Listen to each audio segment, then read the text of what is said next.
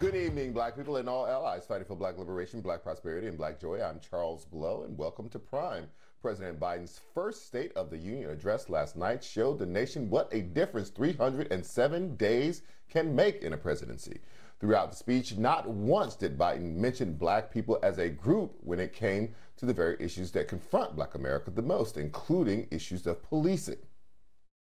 Let's not abandon our streets or choose between safety and equal justice. We should all agree the answer is not to defund the police, it's to fund the police. Fund them. Fund them.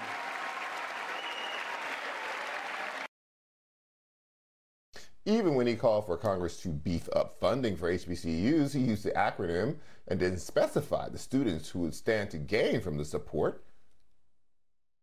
Let's increase Pell Grants, increase our historic support for HBCUs, and invest in what Jill, our First Lady who teaches full-time, calls America's best-kept secret, community colleges. Nor did Biden state the reason his nominee for the Supreme Court would be a historic first for the country.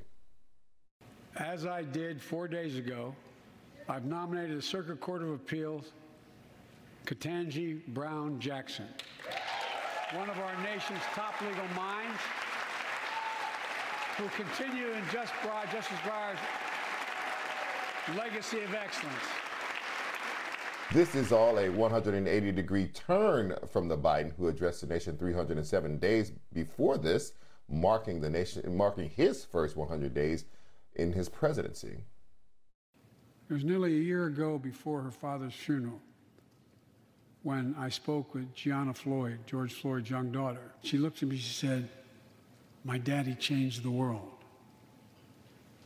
Well, after the conviction of George Floyd's murderer, we can see how right she was if we have the courage to act as a Congress.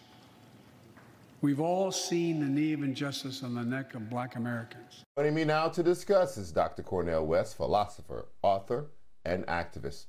Cornel, I've been studying these two speeches, the 100-day speech before a joint session of Congress, which is very similar to a State of the Union because they're in the very same chamber, and last night's State of the Union address. It is a stark difference. In that 100-day speech, he mentions multiple times this idea of identifying white supremacy and getting rid of it. Talks about the white supremacist threat to the country.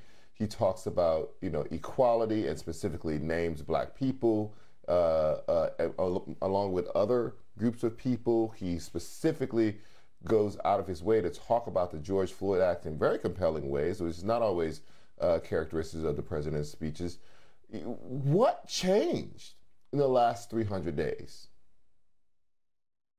Well, as you know, my brother, if we don't keep strong pressure on not just Biden, but the Democratic Party, that it will fall right back into what is normal for it. And what is normal for it? Black suffering, Black freedom, Black rights are tertiary, not even secondary, they're tertiary. It's only when you bring public pressure to bear that you get them at least to talk about it. And then you got to get them to follow through. But it's tertiary because they feel as if once the pressure is off, it's back to military spending, it's back to corporate domination of the economy, and it's back to the centrist stance. What was he talking about? Inflation. What was he talking about? Being hard on crime. Have we heard that before?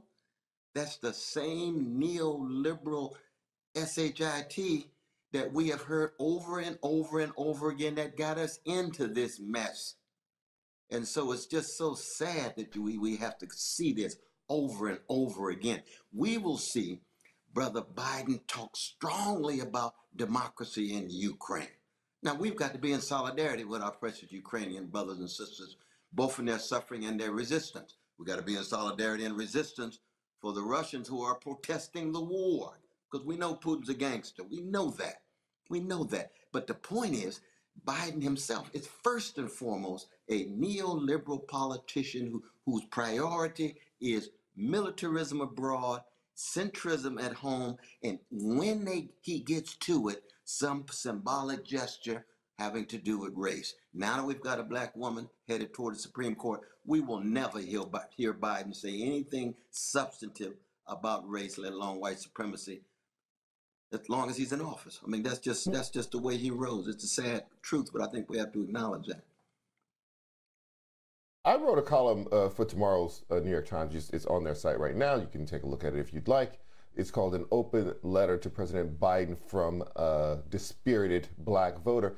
In that, Cornel, I draw the parallels to the early 1990s. So people look at what the criticism, which I will say is mild of President Biden, because if you stack up a President Biden against a Donald Trump, Biden wins 10 times out of 10. But that still doesn't mean that you don't try to better your friends by making sure that you correct them when they are wrong. And what was happening in the early 1990s was the same thing that's kind of happening now. People say, well, it's not a problem because he has the most diverse cabinet in history. Well, Bill Clinton had the same record. He had, at that time, the most diverse cabinet in history. And he also turned to a tough on crime, tough on welfare agenda, which were the two things that the public at large associated with black people. So it was a way of giving us symbolic gestures, as you just said, to make people feel like you feel like you love the black community, while at the same time pressing down and damaging the black community. This turn that Biden is taking is reminiscent of that, and we cannot forget that it was Biden who actually wrote that 1994 crime bill and was still being praised for when Barack Obama introduced Biden as his vice president candidate. That was one of the things he praised him for writing that 1994 crime bill. Are we back in a groundhog-like deja vu-like moment where this cycle is just going to repeat itself? No, I think that I can't wait to read your column, brother, because I don't miss your columns.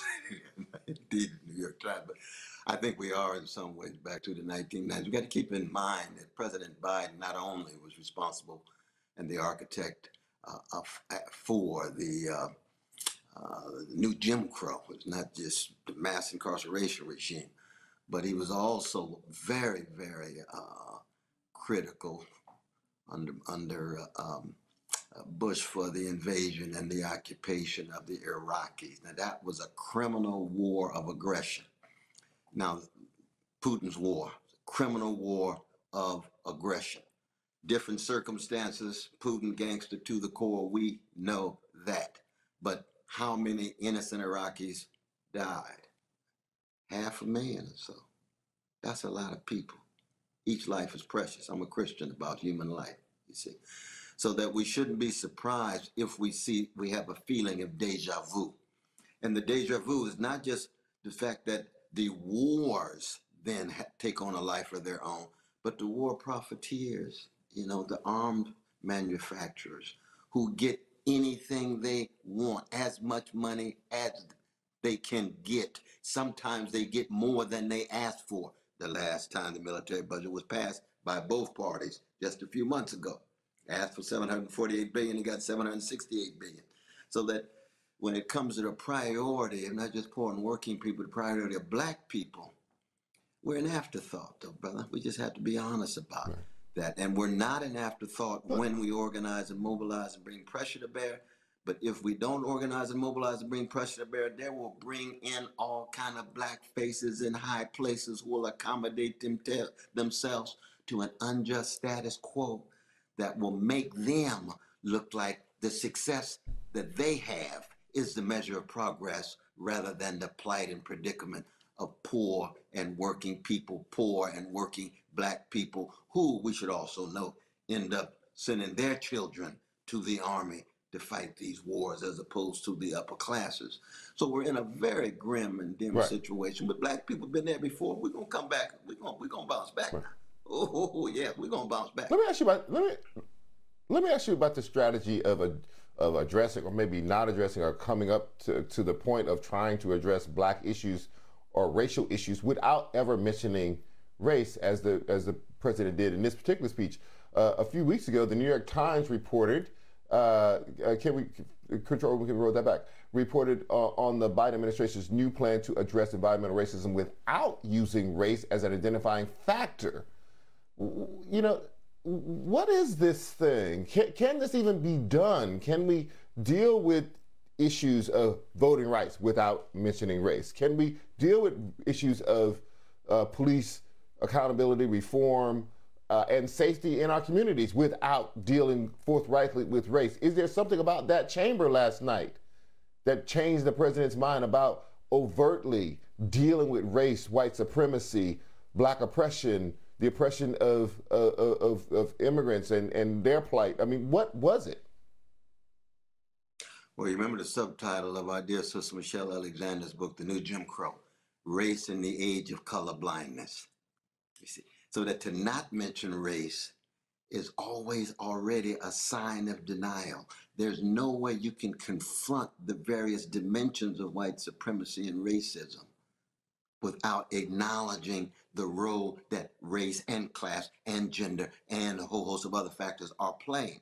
But not to think that you can proceed by not mentioning race at all. Being colorblind is a myth.